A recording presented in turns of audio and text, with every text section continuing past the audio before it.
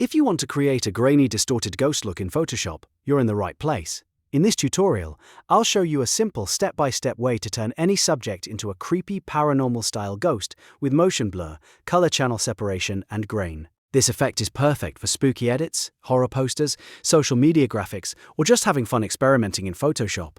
If this video helps you out, make sure to hit like and subscribe for more Photoshop tutorials just like this one. Alright, let's jump in. First, open your image in Photoshop and get your subject separated from the background. This step is important because the ghost effect will look much more realistic if your subject is isolated cleanly. You can use the Quick Selection tool by pressing W, or if Photoshop detects the subject well, just click Select Subject from the floating contextual taskbar. Once the subject is selected, press Ctrl+J to copy it onto a brand new transparent layer. This new layer will become your ghost, so rename it Ghost to keep everything organized. Now that your subject is on its own layer, it's time to create the motion distortion that gives the effect that eerie, shifting feeling. Right-click the ghost layer and choose Convert to Smart Object. This is a smart move because it lets you go back and edit the effect later without permanently damaging your layer. After that, go to the top menu and choose Filter, then Blur, then Motion Blur. For a classic ghost trail, set the angle to 0 degrees if you want a horizontal streak, or match it to the direction your subject is moving. Then increase the distance anywhere from 50 to 150 pixels, depending on how long you want the trail to feel.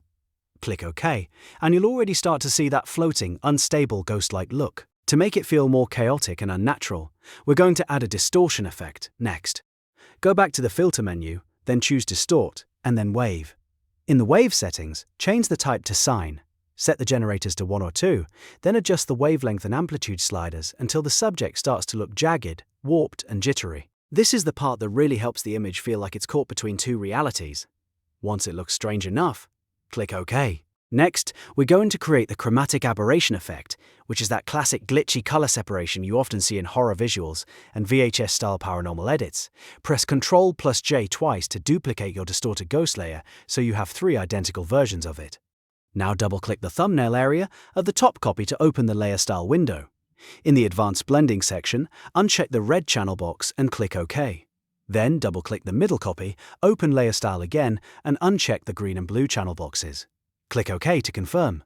Now grab the Move tool by pressing V. Select the top layer and tap the left arrow key a few times to shift it slightly. Then select the middle layer and use the right arrow key to move it the opposite way. You should now see those weird glowing colored edges start to separate, which adds a very creepy supernatural feel. This small color shift makes a huge difference and instantly pushes the effect from simple distortion into full ghost territory. After that, we need to blend it all together so it looks like part of the scene instead of a pasted-on cutout. Select all 3 of your ghost layers, then right-click and either merge the layers or group them if you want to keep them editable. Once they're combined, change the blend mode from normal to screen or linear dodge add. These blend modes make the darker pixels disappear while the brighter parts glow through the image, which is exactly what you want for a translucent spirit effect. Then lower the opacity to around 60 to 70% so the ghost feels like it's fading into the background instead of overpowering it. Now for the final touch that makes the whole image feel more believable: grain. Real ghost photos, especially the creepy ones, usually look noisy, blurry, and imperfect. So create a brand new layer at the very top of your layer stack by pressing Ctrl+Shift+N. Then go to Edit, choose Fill, set the contents to 50% gray and click OK. After that, change this gray layer's blend mode to Overlay. Now go to Filter, then Noise, then Add Noise. Set the amount somewhere between 15 and 25%, choose Gaussian, and make sure Monochromatic is checked. Click OK, and now your image has that rough lo-fi paranormal texture that makes it feel much more authentic. The grain helps unify the effect and gives it that old haunted photo look. If you want to take it one step further, you can add a spooky color tint too. Click the new adjustment layer icon at the bottom of the Layers panel, choose Hue Saturation and check the Colorize box. Then move the hue slider to create a cold phantom blue, a sickly green night vision look, or any eerie tint that fits your style. This final color adjustment can really push the mood and make your ghost edit feel even more cinematic. And that's it. You've now created a grainy, distorted ghost look in Photoshop. You've isolated the subject, added motion blur and wave distortion, split the color channels for that glitchy paranormal effect, blended everything together, and finished it off with grain and optional color tinting.